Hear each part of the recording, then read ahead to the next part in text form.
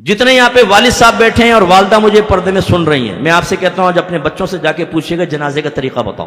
دوسرا کوشچن یہ کریں کہ جنازے کی دعا سناؤ ہمیں ذرا۔ بہت سارے ایسے ہوں گے جن کے بچوں کو نہ جنازے کی نماز آتی ہے نہ دعا آتی ہے۔ سوچئے اگر آج آپ مر جائیں نا تو آپ کی اولاد تو اس قابل بھی نہیں ہے، آپ اس قابل نہیں ہیں کہ اپنے والد صاحب کا جنازہ پڑھ سکیں۔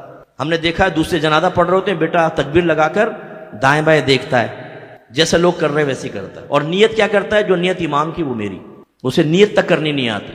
اور ایسے اپنے دوستوں سے پوچھئے جن کا آپ دھنچھلا بنائے ہوئے نا کہ ماں اگر کہے بیٹا کام کر دے میرا، تو ماں کی دل آزاری کر دیں گے ایک دفعہ، لیکن باہر سے اگر دوست کی آواز آ جائے اکرم یار آجا چلتے ہیں، تو ماں کو ناراض کر کے اس کے ساتھ نکل جائیں گے کہ نہیں دوست ناراض نہ ہو جائے۔ ان سے پوچھیں جا کر، ان سے وعدہ لے کہ اگر آج میں مر جاؤں کتنی مرتبہ آؤ گے میری قبر پر؟ مجھے یقین ہے جھوٹا وعدہ ہوگا، کر لیں گے جھوٹا وعدہ ہوگا، ایک دفعہ بھی نہیں آئیں گے آپ کی قبر پر، یہ جنازہ تک نہیں پڑھیں گے۔ میں نے ایسے جنازے دیکھے، میں بڑا مشاہدے کا بہت گہرا مشاہدہ رکھتا ہوں۔